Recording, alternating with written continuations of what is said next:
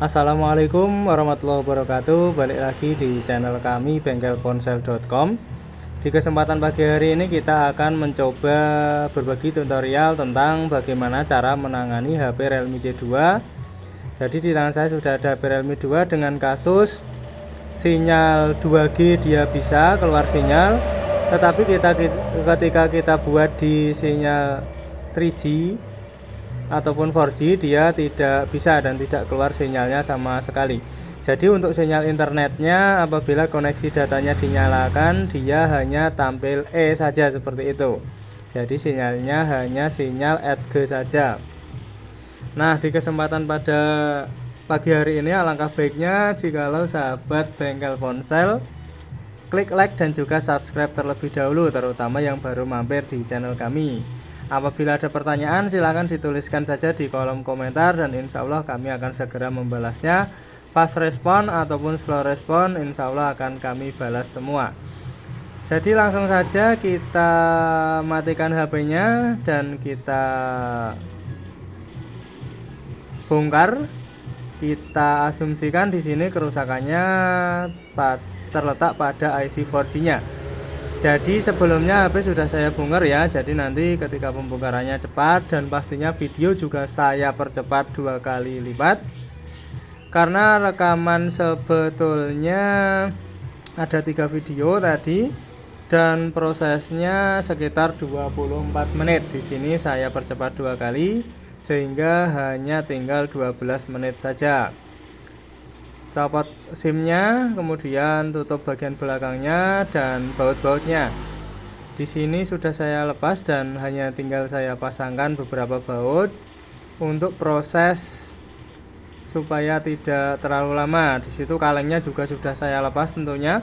Langsung saja kita lepas ke semua fleksibel-fleksibelnya, fleksibel baterai, fleksibel cas dan juga fleksibel LCD tentunya. Kita singkirkan dulu atau kita sisihkan dulu untuk bagian-bagian lain yang tidak kita kerjakan.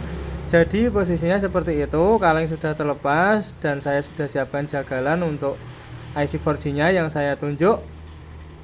Nah, jadi kebetulan ada bekasan dari Realme C2 yang MMC ya ini kasusnya, dan usernya tidak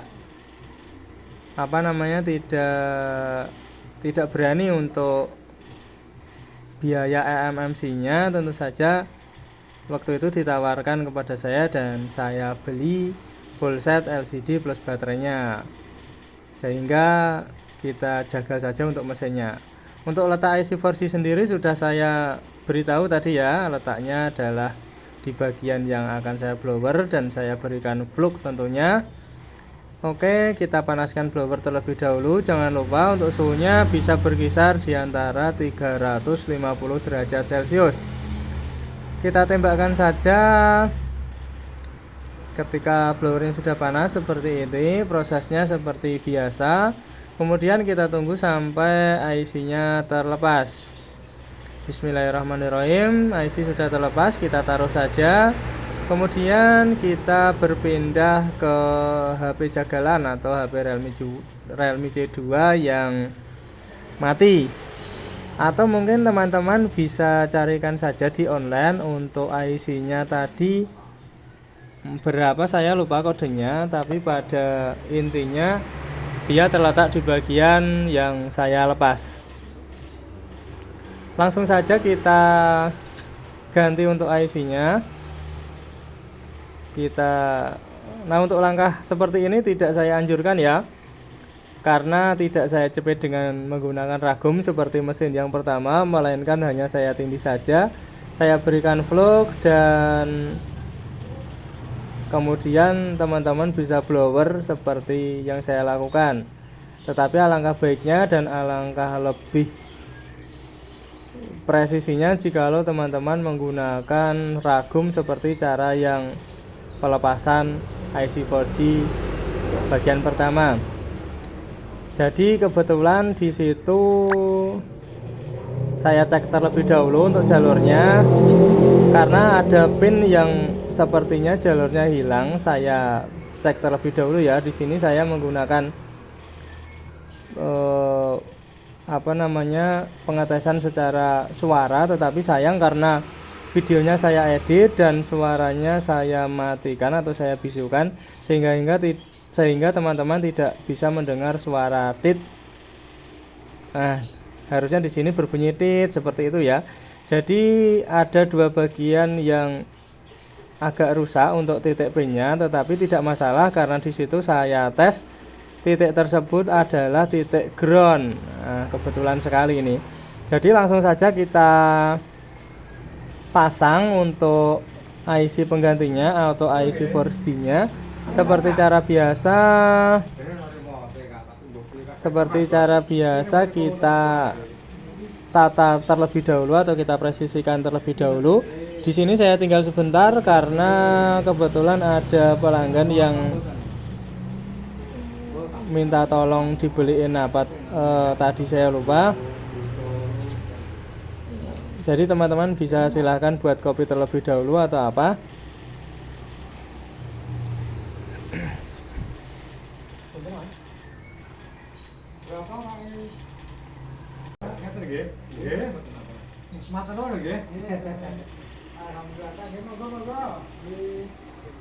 Silakan bisa buat kopi terlebih dahulu atau mungkin disumet dulu udutnya bagi rekan-rekan yang ngopi dan juga udut tentunya.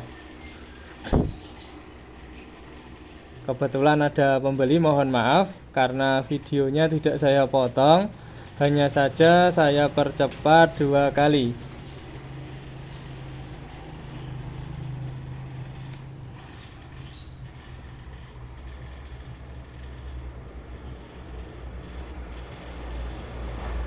Nah, lanjut kita ke proses pemasangan. Kita presisikan untuk posisinya, baik atas bawah ataupun kanan kiri diusahakan seimbang. Kemudian setelah dirasa cukup simetris atau cukup seimbang, teman-teman bisa blower tentunya ya. Di situ di bagian bawah saya berikan koin supaya tidak goyang. Karena seperti yang kita tahu meja saya sudah gosong seperti itu dan pastinya di bagian tengahnya ada yang beda tinggi. Jadi saya berikan koin saja di bawahnya sebagai ganjal.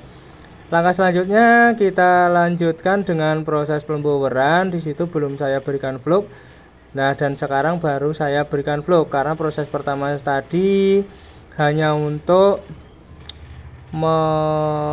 menempelkan dulu saja, karena seperti yang kita tahu jika teman-teman memberikan vlog di awal, apalagi vlognya terlalu banyak, nanti biasanya IC-nya akan bergeser karena terkena zat pelumas daripada vlog yang mencair itu sendiri. Setelah dirasa cukup pas, teman-teman bisa angkat saja blowernya, tapi di sini saya ulangi sekali lagi, saya berikan vlog supaya lebih presisi untuk pemasangannya dan juga supaya IC-nya tidak kering dan tidak gosong, karena apabila kita tidak menggunakan vlog itu besar kemungkinan IC-nya bisa mengalami panas yang berlebihan atau mungkin kendala terparahnya dia bisa mengalami retak. Jadi di sini saya rasa sudah cukup. Kemudian kita tunggu dingin. Video saya potong terlebih dahulu dan kita lanjut ke bagian video atau bagian ketika sudah tidak panas. Jadi teman-teman bisa bersihkan tentunya bagian yang habis dikerjakan dengan menggunakan thinner seperti biasa. Kebetulan thinner saya juga habis ini, jadi pembersihannya kurang sempurna. Oke, mohon maaf karena kamera tersenggol. Setelah dirasa cukup bersih, langsung saja kita coba ke bagian mesin.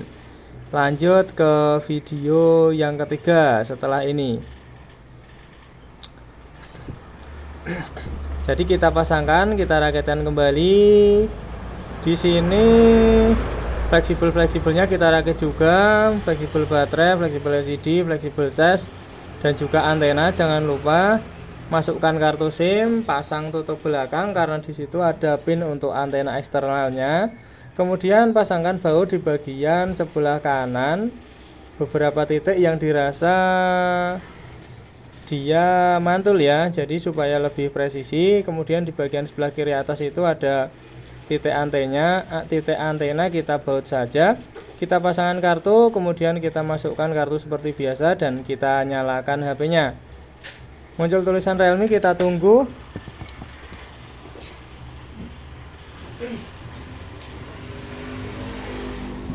Kita tunggu sebentar untuk loadingnya. Dan sudah sampai ke tampilan menu seperti ini. Jadi pada proses kali ini bisa teman-teman lihat di bagian atas sinyal belum muncul.